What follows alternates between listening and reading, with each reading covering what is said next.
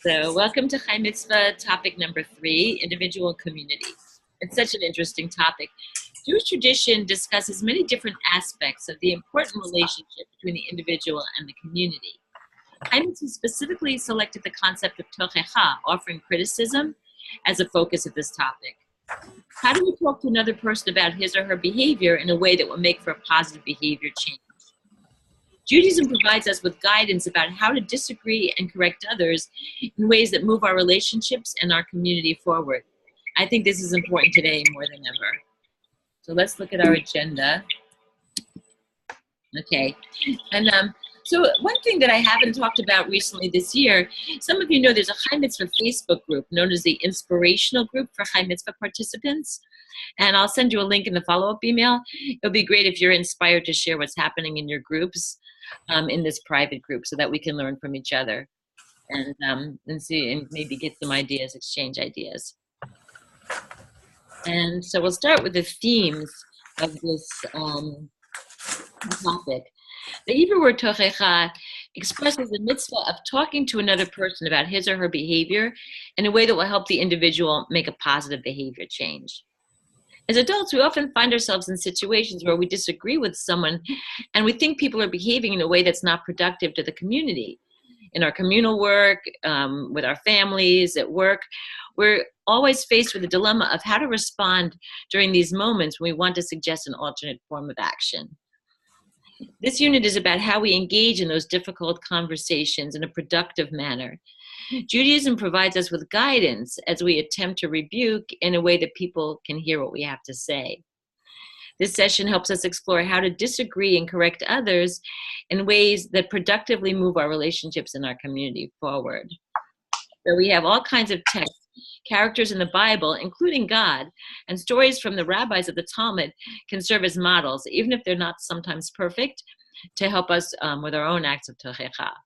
So the themes are, whether it's helping a friend or guiding a family member to make a positive change, Judaism provides us with guidance about how to disagree and correct others in ways that move our relationships and our community forward. The act of tochecha is a commandment. Offering and accepting tochecha can be difficult. Offering tochecha is part of the Jewish obligation to repair the world. And without a commandment to offer tochecha to others, people might avoid this difficult task. That's probably why it's a commandment. And by the way, jump in anytime if you have a question or a comment. Because yes. Is tochecha, so it's an act of rebuking someone? Yeah, it's giving someone, it's kind of giving them advice, but it wasn't necessarily asked for. So the word rebuke to me is kind of negative. It's like telling them you did something wrong. And that's not necessarily true. It's like public correcting. It's correcting. Okay. So I guess it's one step softer, I think, than rebuking, but it's similar to that. I see that there are 2 more people. I'm going to bring them in because here, that way they can speak easily if they want to. Here we go. Oops. Hi, welcome. Hi, I'm glad you're here. I wanted to bring you in, so I'm sure you'll have something to say, and when you do, here we go. Thank you. Sorry I'm late. I got a pastoral emergency that came up, and anyway. Respectable. Some of us are late for other reasons. Yeah. All right, that's great. So we were just talking about the first of the text, which is the Holy Code.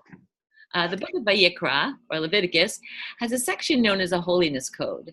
And according to this section of the Torah, holiness is not just a matter of worship and ritual life, but it's an integral part of interpersonal relationships and social behavior, both of which must follow God's laws and expectations.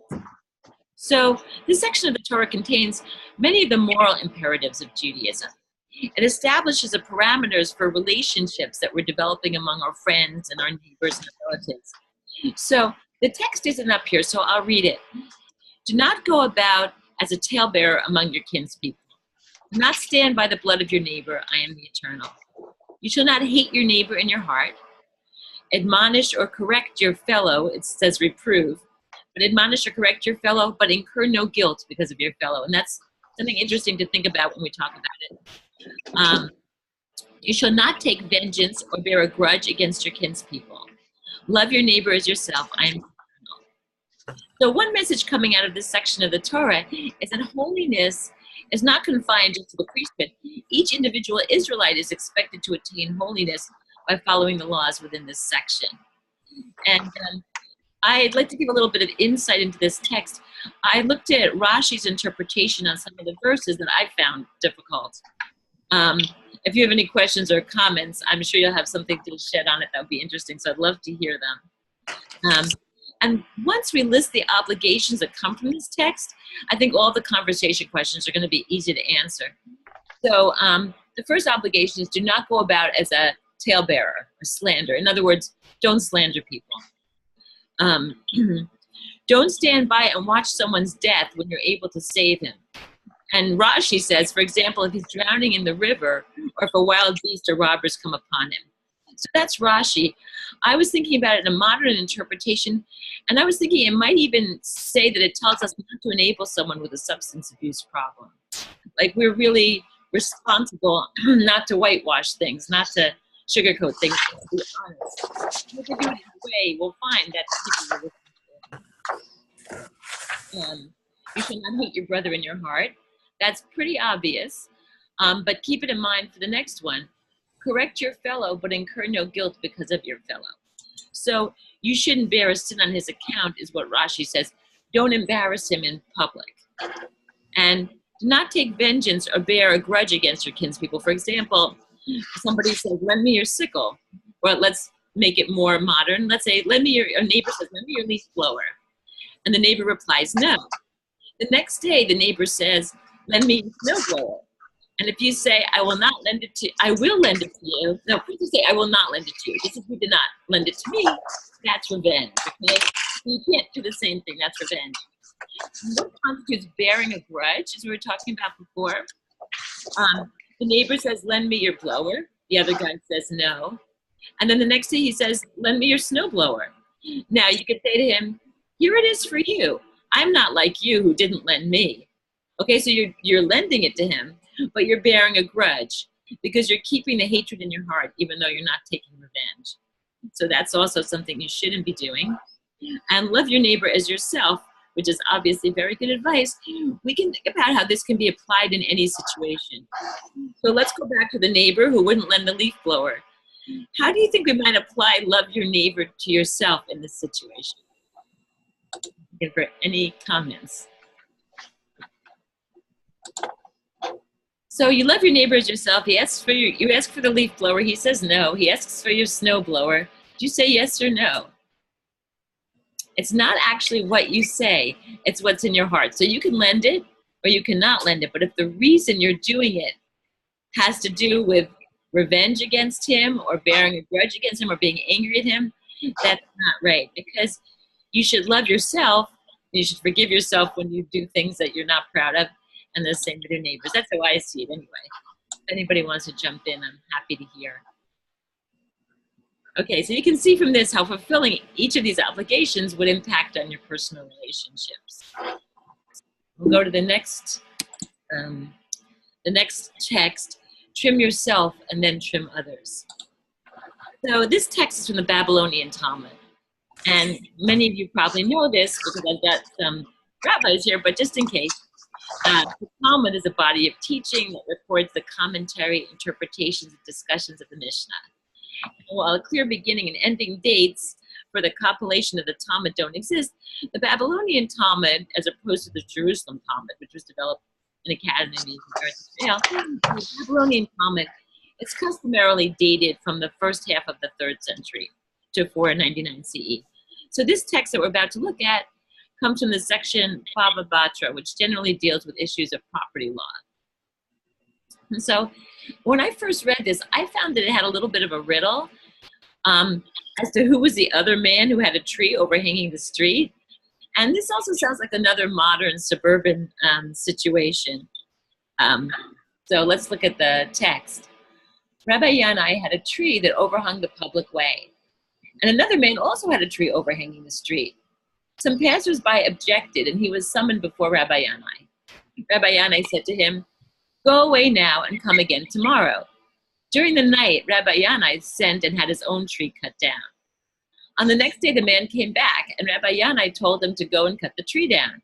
The other man said, "But you, sir, also have one?" And Rabbi Yanai replied, "Go and see. If mine is cut down, and if mine is not cut down, you need not cut yours down." Why did Rabbi Yanai not say to the man, "Go and cut yours down, and then I will cut down mine"? In conformity with the teaching of Resh Lakish, who said, "Trim yourselves and then trim others." I'm glad that made you smile. The comments about this. Isn't this what was going on with Paul Ryan this week? That's an interesting thing to bring in. Would you like to go farther with that? I don't remember all the details, but I know he got in some sort of a fist fight over some property dispute. Not Paul Ryan. That was Rand Paul. yeah, Rand Paul. Rand Paul. Oh, excuse me. Oh, right, Rand Paul. right. Okay. That's really funny. Well, see, they should have been studying the Talmud. It would have been much better.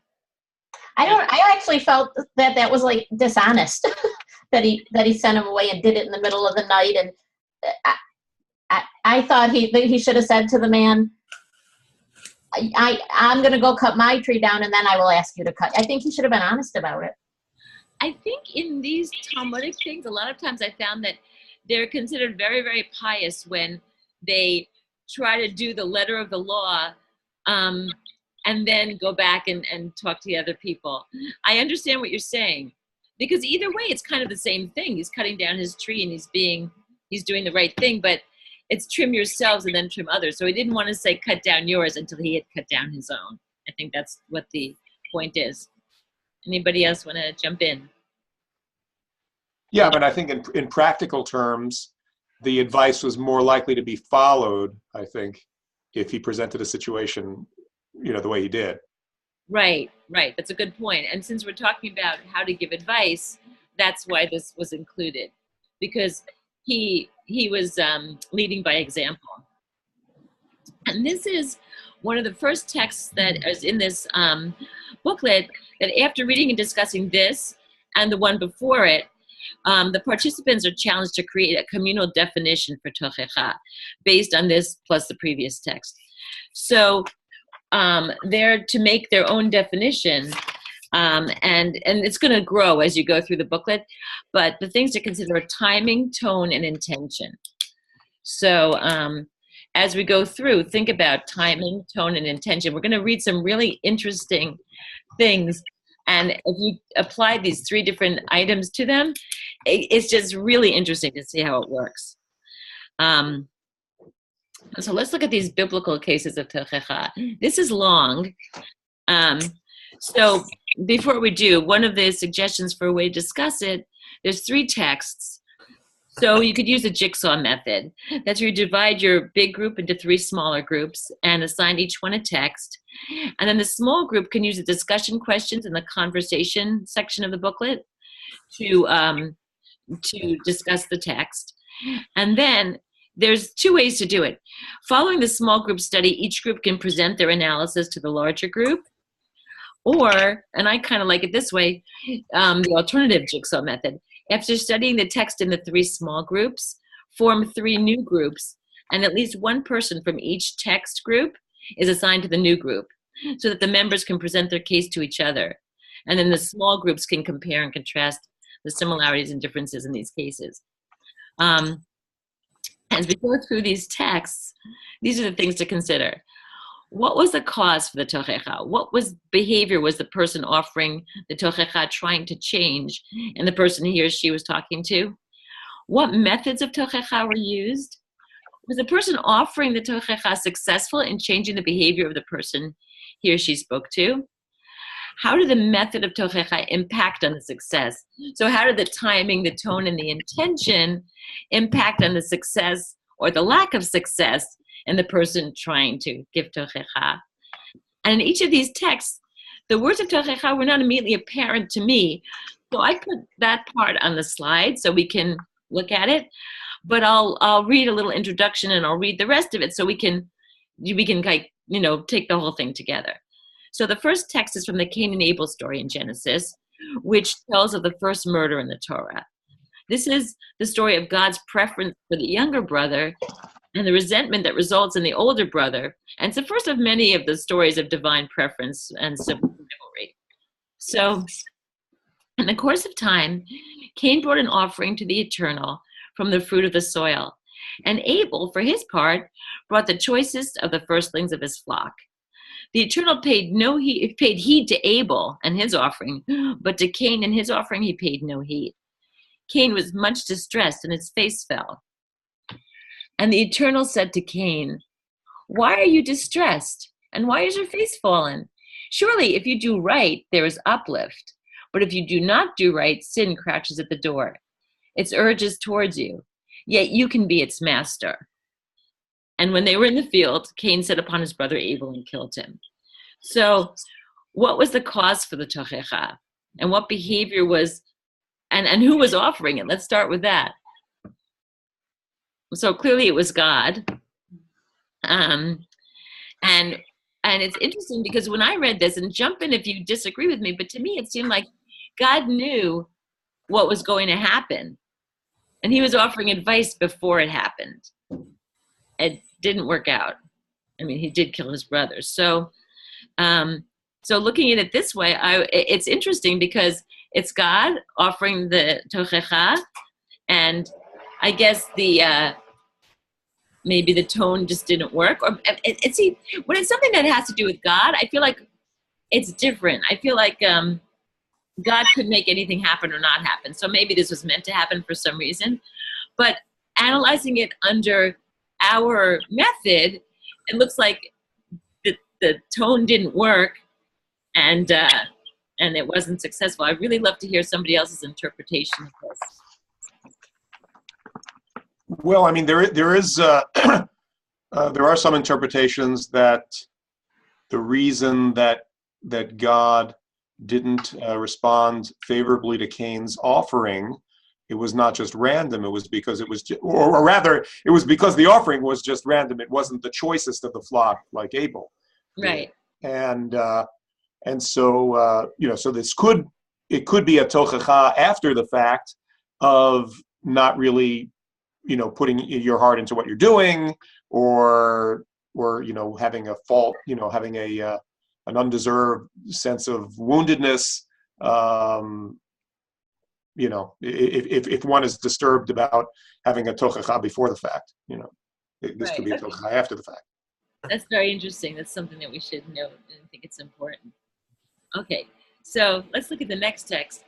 It picks up the story of our people after Moses has successfully led the Israelites out of Egypt following slavery, the plagues, and God's intervention, the crossing of the Sea of Reeds. It's important to recall that Moses reluctantly accepted God's call to lead the people after many arguments regarding his belief that he was inadequate to do the job. So now we join Moses in the desert. The people have begun their journey through the desert towards the land of Canaan. And the Bible has already recounted some stories of Moses dealing with the complaining people who fear that they have been brought to the desert to die. So here we see Jethro, Moses' father-in-law, giving him some advice. He says, "The thing you are doing is not right. You will surely wear yourself out, and these people as well. For the task is too heavy for you. You cannot do it alone. Now listen to me. I will give you counsel, and God be with you. You represent the people before God. You bring disputes before God, and enjoin upon them the laws and the teachings, and make known to them the way they are to go and the practices they are to follow. You shall also seek out from among all the people capable men who fear God, trustworthy men who spur ill-gotten gain. Set these over them as the chiefs of thousands, hundreds, fifties, and tens, and let them judge the people at all times. Have them bring every major dispute to you, and let them decide every minor dispute themselves.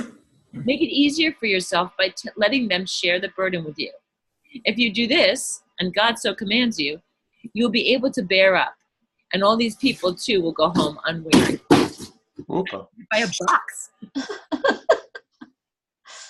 There was a shelf behind me. God commanding me, right? Anyway. Oh my goodness. Yes. Now we lost her, huh? What happened? Hey, you just froze. He's frozen. Oh dear, this is terrible. We're trying to thaw you out. Come on back. Box, and then this. Hold on, my connection became unstable. That's not good either. Oh, there you are. Hi. You know, you've been frozen the last couple minutes, Nina. Oh, I have. Uh-oh.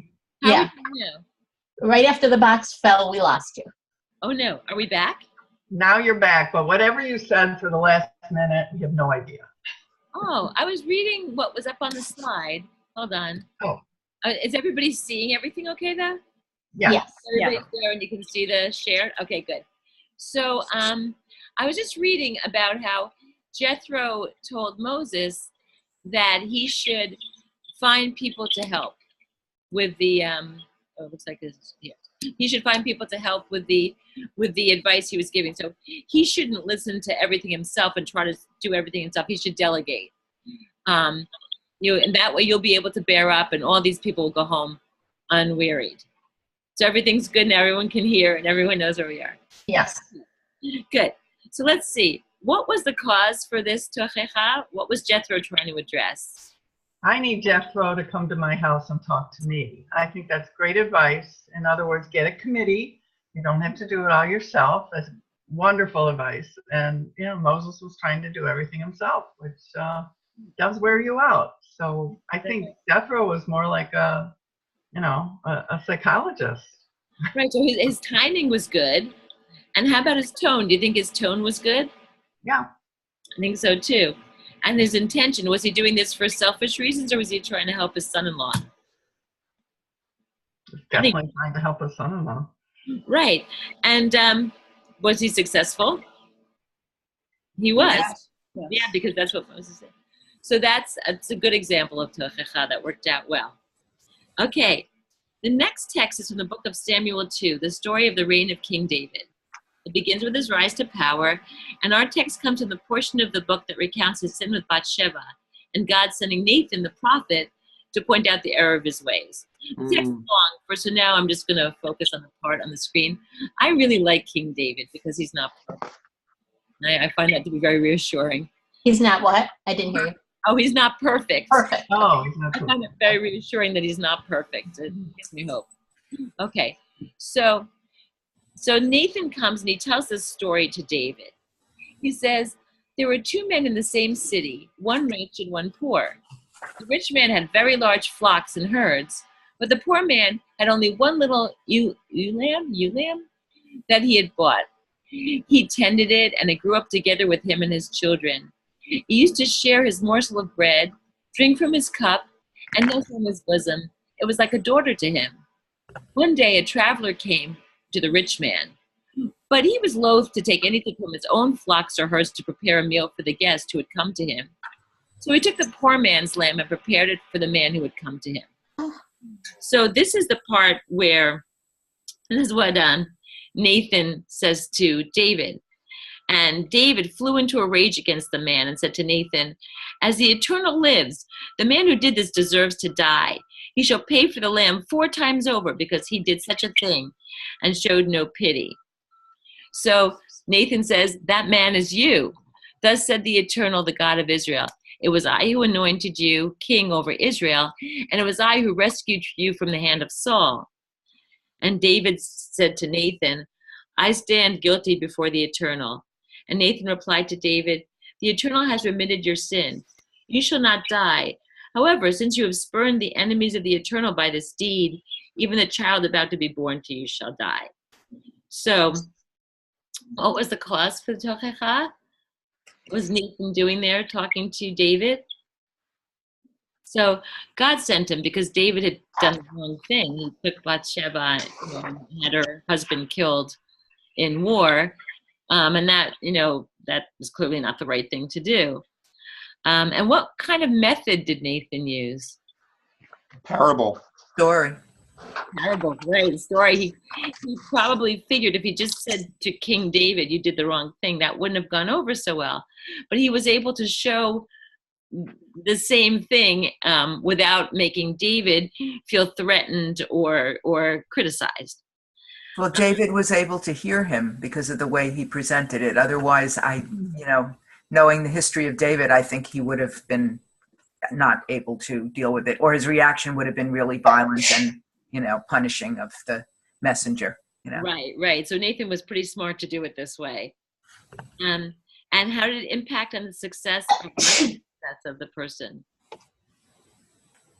So Nathan got his point across, so I think it was successful. God was going to punish David anyway. I don't think that that actually impacts that way. But I don't know if David would have connected everything as well as he did if Nathan hadn't done it this way. So I think it's a good example. So when your group members are figuring out what would be their how they would give tochecha, what are some of the important things? That's something to think about. You can point that out. Any questions or comments? All right. So let's talk about this. Before you read the text, think about a time when you had the opportunity to change someone's behavior. There are a lot of texts that come in the next bunch, but they're all short. So read them and then note the words that offer advice that could have been helpful to you in the situation where you had to give advice. When you do this with your groups, I suggest having them circle the words in their booklets that offer advice that would be helpful in how to give advice, how to give tochecha. So I'm going to read the texts and just think about the words now. A lot of them have the same message. The righteous person comes with pleasant, gentle words and draws people to the Torah. The words of the wise, uttered gently, are accepted. Trim yourselves and then trim others, which we know means correct yourselves before correcting others. That's from the Talmud, just read. Whoever can stop the members of his household from committing a sin, but does not, is held responsible for the sins of his household. If he can stop the people of his city from sinning, but does not, he is held responsible for the sins of the people of his city.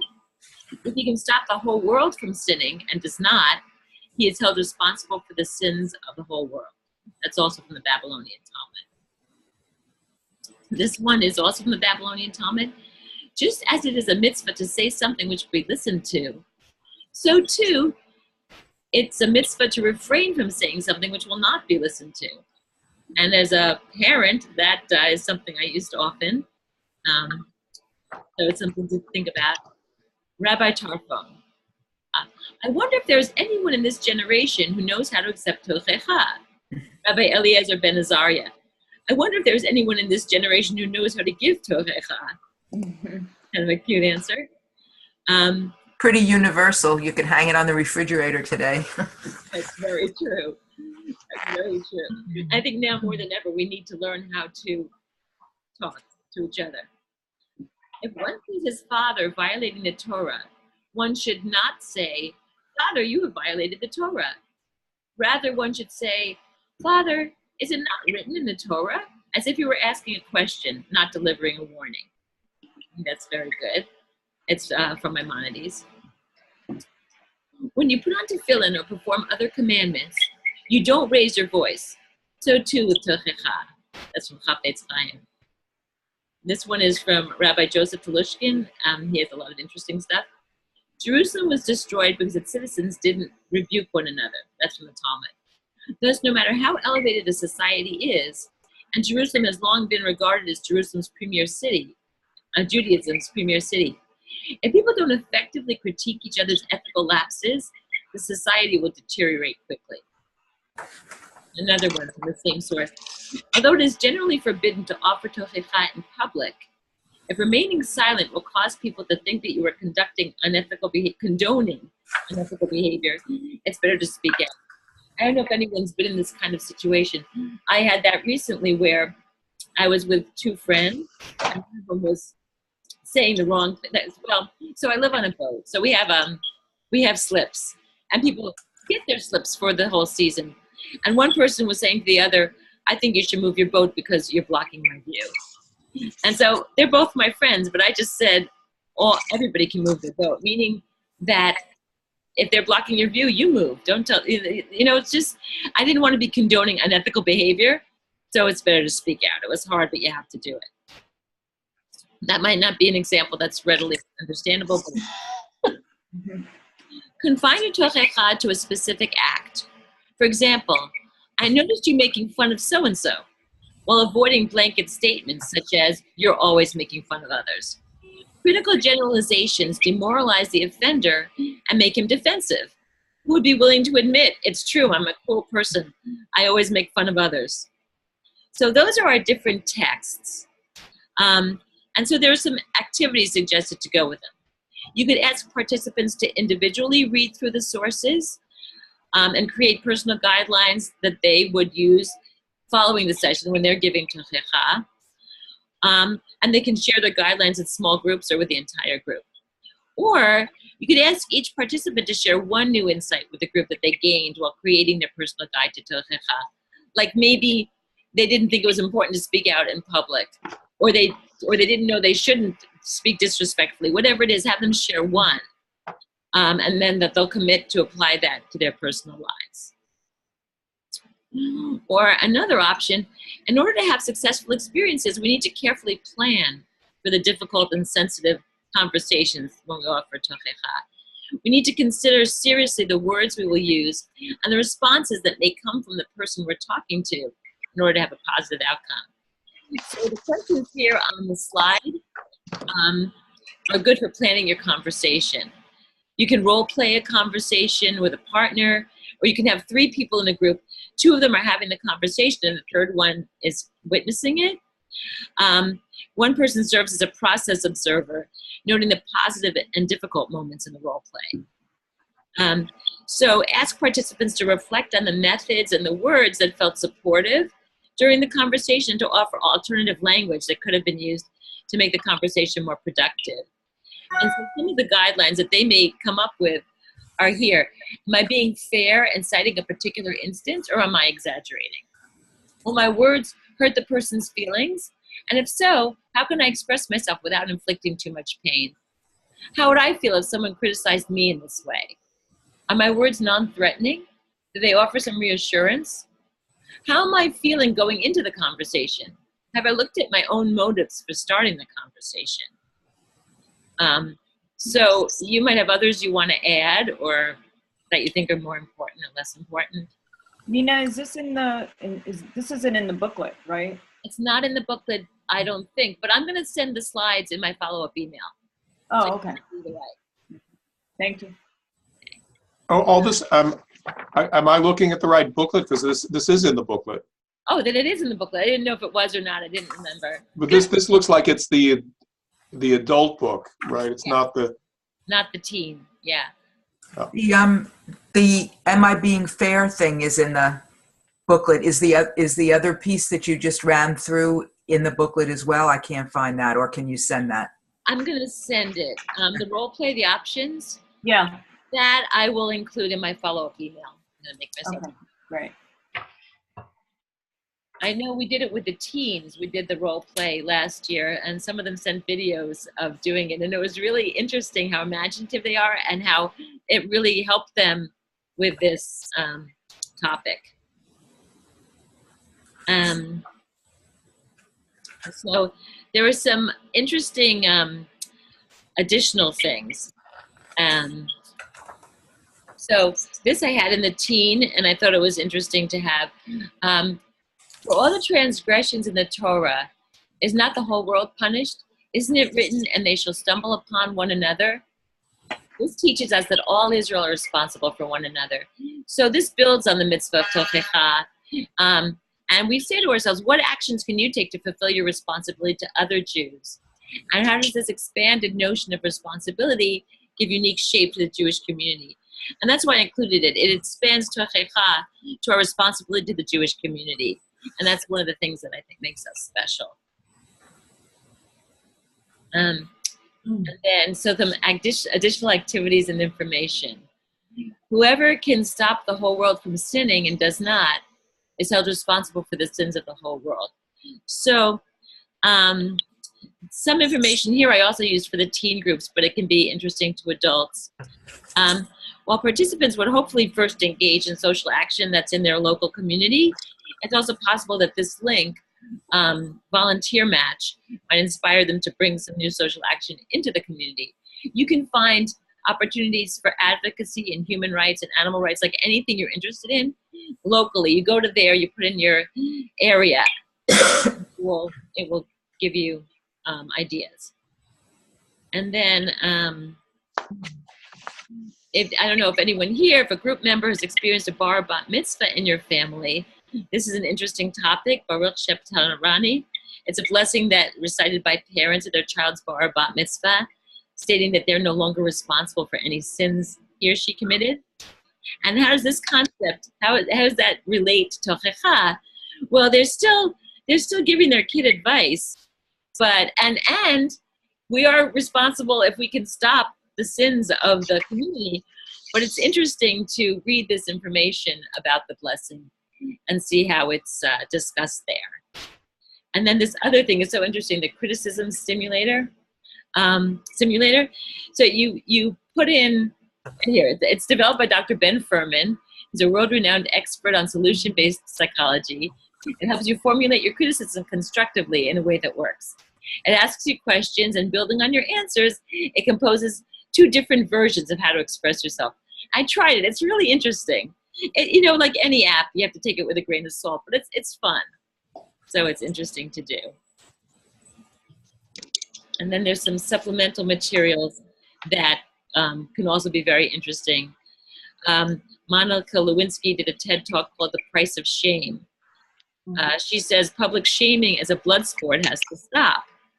She was, as we all know, she was ready to lose all her whole personal reputation on a global scale almost instantly. Today, the kind of online public shaming she went through has become constant and can turn deadly. As you remember that kid at Rutgers, and it's terrible. In a brave talk, she takes a hard look at our online culture of humiliation and asks for a different way. I saw it. It's a really interesting TED Talk. You'd enjoy it. The next one, it's an Eli talk, 7 Habits of Highly United Jews. How often are we conscious of our group identification as Jews? How can we use it to create real unity and work towards shared goals together? David Bratslavsky answers these questions by exploring concrete ways to cultivate the unity and peoplehood, laying out examples of successes from all areas of Jewish life and detailing the benefits of bridging gaps that divide us. So this relates to tochecha in that we should look at our similarities rather than our differences, and we should address them. And there's a similar one, the dignity of difference, a place for everyone at the Shabbat table. And again, our Jewish institutions reflective of our diversity in the Jewish community. We should recognize the diversity within our own communities. And this person who gives a talk, Abby Knopf, questions whether our Jewish institutions are as inclusive as they could be. Ultimately, she asserts that individuals and professionals can do more to practice the Jewish value of Hachnasat Orchim, hospitality, and Ahavat Yisrael, love of fellow Jews. If anyone wants to take this a step further, there's a great teen video by Y-Love where it's about the diversity of the Jewish people. It's hip hop, but I enjoyed it.